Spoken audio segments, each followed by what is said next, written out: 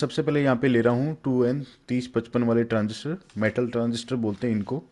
तो पहले इसके बारे में मैं बता देता हूँ। तो ये जो इसकी लेग है, ये वाली बेस है, और ये एमीटर है, और ये कलेक्टर है। इसकी जो पूरी होल बॉडी है ये कलेक्टर है। और आप इसको चेक कैसे करेंगे, बिल्कुल सीधा रख के और बिल्कुल पलट के देखेंगे तो जो पहली वाली लेग आएगी वो होगी बेस की, दूसरी वाली एमीटर होगी। तो हम इसको पैरेलल में कनेक्ट करेंगे, दोनों को पैरेलल के साथ ही जोड़ेंगे। जो दोनों का एमीटर है उसको हम पैरेलल कर देंगे, और इसी तरह से प्लायर की हेल्प से आप हल्का सा फोल्ड कर लें दोनों को। अगर ज़्यादा फोर्स नहीं देना, ज़्यादा फोर्स दोगे तो इसका जो लेग है वो टूट जाएगा दोस्तों। और सोल्डरिंग करने से पहले इसको थोड़ा सा रेती वगैरह या फिर रेजमाल से थोड़ा सा रफ बना लें इसका सरफेस, ताकि जो सोल्डरिंग है वो आसानी से हो सके इसके ऊपर। तो मैं आपको करके भी दिखा देता हूँ। यहाँ पे मैं 330 ओम की रेजिस्टेंस कनेक्ट कर रहा हूँ बेस के ऊपर। दोनों बेस के ऊपर मैं रेजिस्टेंस कनेक्ट करूँगा सेम 330 ओम की।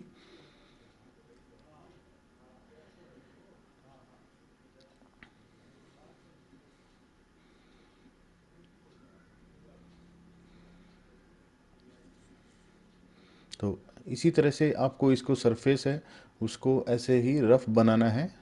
किसी भी रेती या रेजमाल जो भी आप पास अवेलेबल है, मेरे पास यहाँ पे कटर नॉब है, तो उसी की हेल्प से मैं यहाँ पे इस सरफेस को रफ बना लूँगा दोनों को। और उसके ऊपर सोल्डरिंग की टेपिंग कर देंगे पहले। उसके बाद में आप इसको जो हमने रेजिस्टेंस कनेक्ट की है वो इससे कनेक्ट कर देंगे। तो पहले वाली की रेजिस्टेंस दूसरे के साथ और दूसरे वाले की रेजिस्टेंस पहले वाले के साथ, ऐसे ही हमें कनेक्शन करने हैं इसके। मैं पूरी प्रोसेस आपको दिखाऊंगा दोस्तों। बहुत चीप प्राइस में पूरा बन के तैयार हो जाता है ये।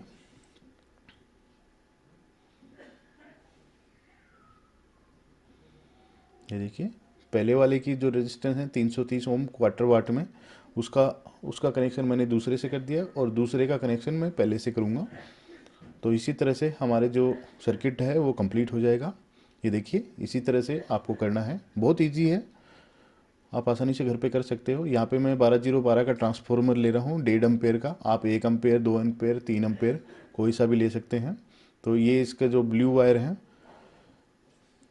सॉरी जो ग्रीन वायर आपको दिखाई दे रहे हैं, ये इसके 12-12 के हैं, और जो बीच का येलो है वो 0 का है, यानी कि उसमें हम पॉजिटिव इनपुट देंगे।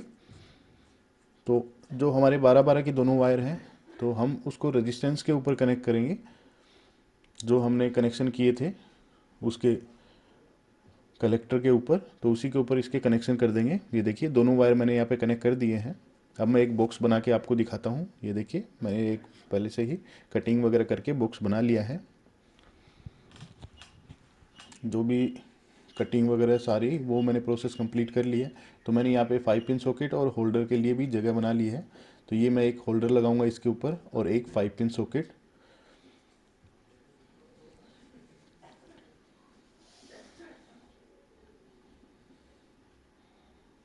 आप इसकी जगह कोई भी दूसरा होल्डर भी ले सकते हैं, ऐसा भी ले सकते हैं।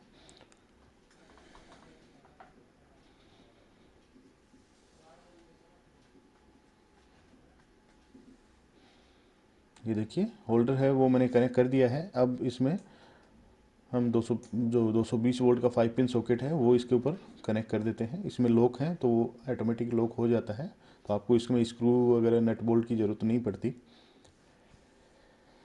तो अब मैं दो वायर कनेक्ट करता हूँ जो हमारा 5 पिन सॉकेट है वो, क्योंकि हमारे जो होल्डर है और जो 5 पिन सॉकेट है उसके कनेक्शन मैं सेम रखूँगा। तो मैं दोनों वायर इसके ऊपर कनेक्ट कर देता हूँ 5 पिन सॉकेट के ऊपर। अब मैं बॉक्स के अंदर जो हमारा ट्रांसफॉर्मर है उसको पैक कर देता हूँ। बीच के अंदर करना है क्योंकि दोनों साइड में हमारा जो 5 पिन सॉकेट है और होल्डर आएंगे, तो आपको बीच के अंदर ट्रांसफॉर्मर करना है उसी। अब मैं यहाँ पे दो 12 वोल्ट की क्लिप ले रहा हूँ, बैटरी क्लिप मैंने इससे कनेक्ट कर लिया है। जो ब्लैक है वो नेगेटिव है और रेड यहाँ पे पॉजिटिव है। तो मैं दोनों को जो होल किया था उसमें से निकाल के, और जो ब्लैक वायर है उसको मैं, जो हमने इसका जो एमीटर हमने कॉमन किया था उसके ऊपर कनेक्ट करूँगा, और दूसरा येलो से कनेक्ट कर दूँगा, यानी कि रेड वायर येलो से कनेक्ट कर दूँगा। तो अब हम आउटपुट के लिए जो हमने दो वायर कनेक्ट किए थे 5 पिन सॉकेट के साथ, और ट्रांसफार्मर का जो हम जहाँ से 220 वोल्ट इनपुट देते हैं वहाँ से इनको कॉमन करके और होल्डर में कनेक्ट कर देंगे, जो कि हमारा आउटपुट होगा।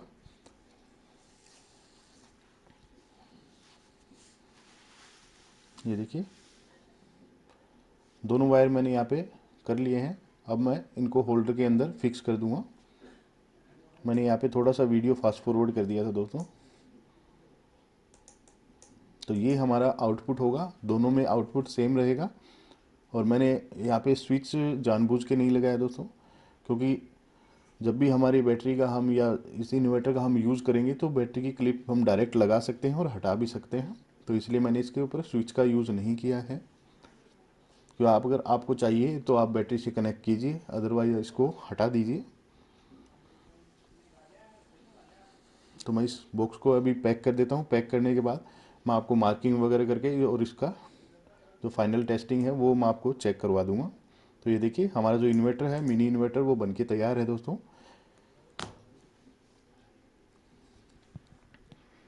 ये देखिए ये होल्डर हो गया और ये हमारा 5 पिन सॉकेट। बस आपको ध्यान यही रखना है दोस्तों, इसमें एक टाइम में एक ही चीज़ आप यूज़ करें। अगर आप बल्ब जला रहे हो तो बल्ब ही जलाएं। मैं यहाँ पे 9 वोल्ट का एक एलईडी बल्ब ले रहा हूँ। पहले मैं आपको वो ही जला के दिखा देता हूँ। मैं ये 12 वोल्ट की बैटरी जो हमें यूपीएस की बैटरी पिछले वीडियो में बनाई थी, उसका लिंक भी आपको आई बटन में मिल जाएगा, आप चाहो तो देख सकते हैं। तो ये देखिए मैंने 12 वोल्ट की बैटरी से कनेक्ट कर दिया है। तो हमारा जो बल्ब है वो अच्छे से ग्लो कर रहा है। ये देखिए बहुत अच्छी ब्राइटनेस है दोस्तों।